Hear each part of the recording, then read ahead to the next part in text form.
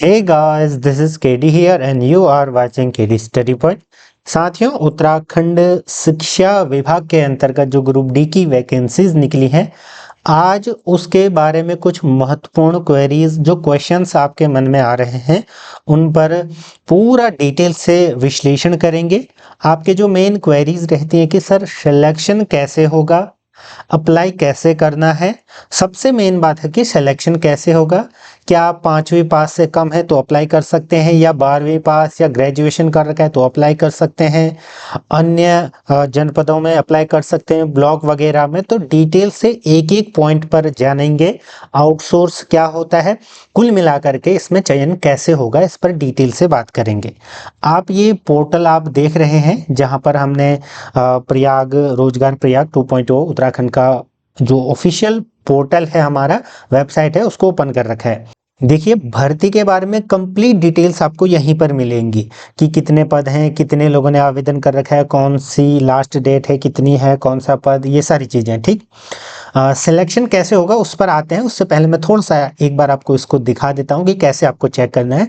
तो इस प्रकार से आप ये पूरा चेक कर पाओगे, और ये चेक आपने कर दिया होगा क्योंकि रोज के रोज यहाँ पर सैकड़ों वीडियोस अपलोड हो रही हैं यूट्यूब पर, मैं देख रहा था। ठीक, तो सबसे मेन बात है कि इसमें चयन कैसे होगा, वहीं से हम शुरू करेंगे। एक बार फिर से इस विज्ञप्ति पर नजर डाल लीजिए। ठीक है, मैं आपको एक चीज बता देता हूँ, ये पूरा ब्यौरा एक ही आपको स्लाइड में दिख रहा होगा। देखिए, हालांकि इसमें लिखा हुआ क्या है कि उत्तराखंड शासन द्वारा जारी समस्त आरक्षण नियम लागू होंगे।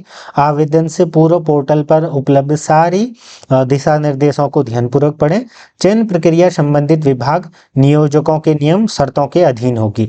ठीक है, तो इस पर हम चर्चा करेंगे। अभ्यर्थियों का चयन प्रयाग पोर्टल के प्रदत्त सूची एवं आपका विभाग के नियमावली के अनुसार किया जाएगा, और मूल जो निवास है आपका जनपद, वहीं पर आवेदन करना है। देखो, अब शुरुआत करते हैं हम कि थोड़ा सा समझ लेते हैं। देखो, ये भर्ती है क्या, आउटसोर्स, यानी कि आउटसोर्स ग्रुप डी वैकेंसी है। अब ये आउटसोर्स क्या होता है, देखिए, जैसे एक तरीके से ये समझिए कि मैं अगर कोई एम्प्लॉय रखना चाहता हूँ, अगर मैं उस एम्प्लॉय को रखने के लिए कोई थर्ड पार्टी से कांटेक्ट करूँ कि मुझे मैन पावर दीजिए, तो थर्ड पार्टी को मैं फंड दूंगा, उनको टेंडर दूंगा, एंड देन फिर वो सैलरी सारी चीज़ें और लोगों को लेकर के वो मुझे देगी।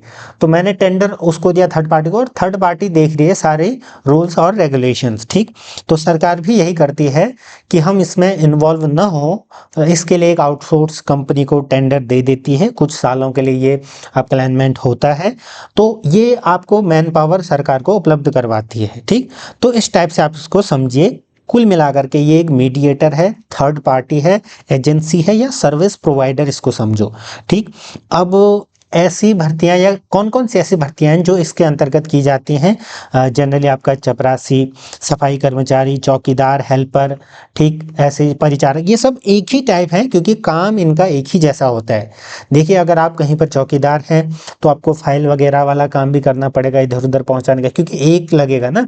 या फिर आप जैसे परिचारक के रूप में जा रहे हो तो आपको सारी चीज़ें देखनी पड़ेगी उस विभाग में, वहाँ पर कौन कौन से सफाई वगैरह सारी चीज़ें सबको देखनी पड़ती है। तो कुल मिलाकर के ये काम होता है, फाइल से लेकर के चाय वगैरह लेके आना, पिलाना, जो आता है टाइमली, कुछ बर्तनें साफ करना, या आपका जैसे साफ सफाई देखना, ताले बंद करना खोलना, मतलब ये सारी चीज़ें आपको लाइट ऑफ करना, मतलब टोटल जो आपका कंप्लीट बियॉन्ड जो टीचिंग है उसके बाद का जो काम होता है, घंटी बजाना, ये सब इनका काम होता है। ठीक, तो ये अलग अलग वैकेंसीज यहाँ पर निकली हुई है।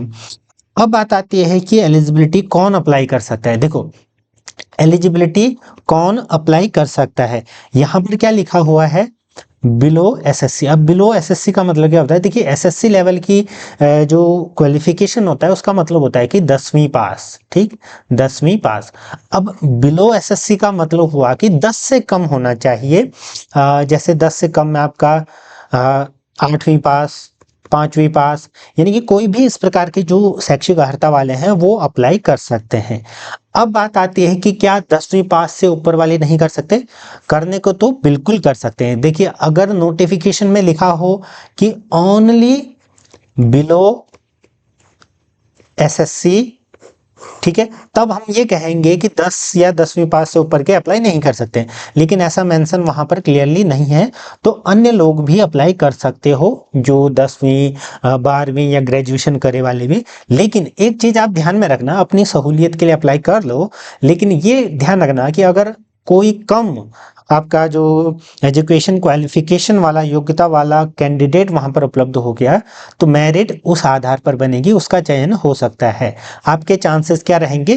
कम रहेंगे। ठीक है, ये चीज यहाँ पर ध्यान रखना। यहाँ पर उल्टा पिरामिड शैली चलेगी, कहने का मतलब प्रायोरिटी आपको 5वीं 8वीं पास वालों को ज्यादा दी जाएगी, क्योंकि पोस्ट उन्हीं के सापेक्ष हैं। ठीक है, ये चीज ध्यान रखना। तो अप्लाई तो आप कर सकते हो, लेकिन एक्सपेक्टेशन अपने अनुसार रखना, ये चीज आपको यहाँ पर ध्यान रखना है। अब उम्र सीमा वगैरह आपको आरक्षण में मिल जाता है, 18 से 42 45 यहाँ पर होता है, और आरक्षण के नियम के हिसाब से आपको देखने को मिलेगा। ठीक है, आप अप्लाई करोगे ऑनलाइन तो आपको पता लग जाएगा। ठीक, अब ऑनलाइन एप्लीकेशन आपको करना कैसे है? देखिए, खुद कैसे करना है उसके लिए इन्होंने एक पीडीएफ जारी कर रखी है, उसको देख सकते हो, या चैनल पर जाना, वहां पर भी वीडियो मिल जाएगी। दूसरा काम आप ये कर सकते हो कि आप सिंपली किसी भी साइबर कैफे में जाओ या जो सीएससी सेंटर में जाओ, तो वहां पर आपका ये आवेदन हो जाएगा। थोड़े बहुत पैसे आपको देने पड़ेंगे। ठीक, क्लियरली जिसमें भी अप्लाई करना चाहोगे आपको सारी डिटेल्स वगैरह वहां पर पता लग जाएंगी। ठीक, अब बात आती है कि स्क्रीनिंग कैसी होगी। देखिए, अब आपका काम था आवेदन करना, आपने आवेदन कर दिया। आवेदन करने के बाद अंदर क्या चीज होगी?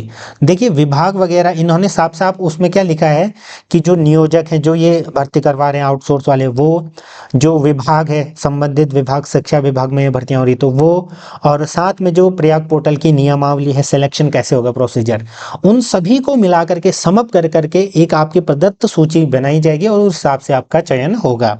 ठीक, जैसे मैंने शुरू में ही बताया था कि जैसे मान लीजिए कोई अल्मोड़ा का है, तो अल्मोड़ा के विकास खंडों के लिए अल्मोड़ा में ही अप्लाई करे।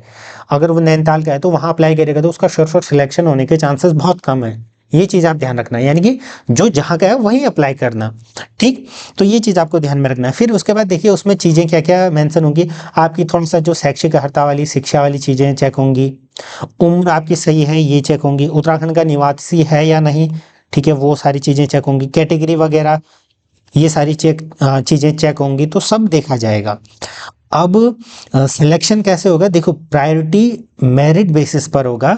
तो ऐसा नहीं है कि जिसने अप्लाई किया वो उसका मतलब, कहने का मतलब उसका शॉर्ट सिलेक्शन हो जाएगा, ऐसा जरूरी नहीं है।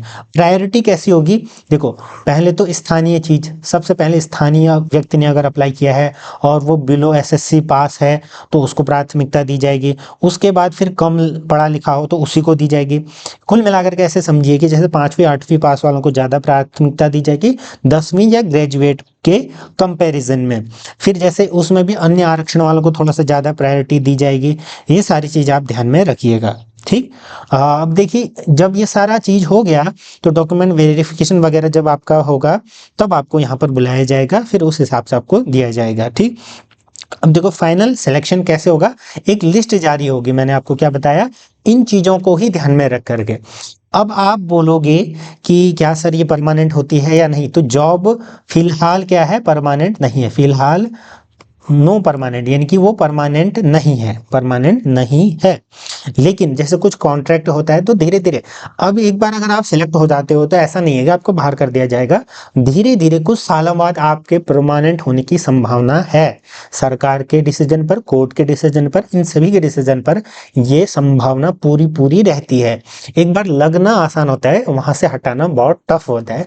तो इसमें लग तो जाइए अगर आप चाहते हैं, क्योंकि आपके परिसर, आपके जनपद, आपके ब्लॉक में, आपके जनपद में अगर आपकी वैकेंसी, आपकी जॉब लगेगी, तो फिर वेल एंड गुड है। चाहे वो सैलरी 15,000 हो या 18,000 हो, शुरुआत में 15 मिल लिए तो बाद में मानदेय बढ़ सकता है ना। तो ये चीज आप ध्यान में रखिएगा। तो सैलरी कुछ इस प्रकार से आपको यहाँ पर देखने को मिलेगा। ओके, फिर उसके बाद देखिए परमानेंट पर मैंने बता दिया कि फिलहाल तो परमानेंट नहीं है, लेकिन इन फ्यूचर कुछ सालों बाद परमानेंट होने के पूरे पूरे आसार होते हैं। फिर वही बात आती है कि हायर क्वालिफिकेशन वालों को अप्लाई करना चाहिए या नहीं। बिल्कुल कर सकते हो आप, अगर अपने जनपद में कहीं मिल जाए तो। लेकिन एक चीज़ ध्यान रखिएगा, आप एक्सपेक्टेशन कम रखिएगा कि आपका हो ही जाएगा। फिर बात आती है कि क्या इसमें जो है आपका घूसखोरी या कुछ इस टाइप का चलता है। तो देखिए टेक्निकली तो नो, और ग्राउंड रियलिटी आप सब जानते हो, तो ये चीज़ आपको ध्यान में रखनी है। ठीक, अब कुछ कॉमन डाउट्स होते हैं कि एग्ज़ाम होगा, बिल्कुल नहीं होगा। ठीक, इंटरव्यू होगा, नहीं, आमतौर पर नहीं होता। रिश्वत या सेटिंग, देखो ऑफिशियली तो नहीं, लेकिन ग्राउंड रियलिटी अलग अलग जगह अलग अलग हो सकती है। ठीक, ट्रांसफ़र वगैरह नहीं, क्योंकि लोकल पोस्टिंग है। जैसे मान लीजिए आप अपने गाँव के स्कूल में लग गए तो वहीं पर आप रहोगे। जॉब सिक्योरिटी देखिए फिलहाल नहीं है, लेकिन एक बार लग जाते हो तो ऐसा नहीं है कि आपको बाहर कर दिया जाएगा सीधे ही, ऐसा जरूरी नहीं है। तो कुल मिलाकर के इस तरीके से आप इसमें अप्लाई कर सकते हो और ये प्रक्रिया आपकी रहेगी। देखिए आई होप कि आपको सारे डाउट्स वगैरह क्लियर हुए होंगे। बाकी अप्लाई करने के लिए मैंने आपको बता दिया कि कैसे आपको अप्लाई करना है, क्या चीज़ है। देखिए स्टाइपेंड वगैरह को ठीक ठाक मिल रहा है, ऐसा नहीं है जैसे 12,000 से 15,000 शुरू में मिलेगा। आपके गांव घर में अगर जॉब लगेगी तो धीरे धीरे इन फ्यूचर आपकी जो अपॉर्चुनिटीज़ हैं वो बढ़ेंगी। तो इस तरीके से आपका फ़ायदा कहीं ना कहीं ज़रूर होगा, एक्सपीरियंस मिलेगा।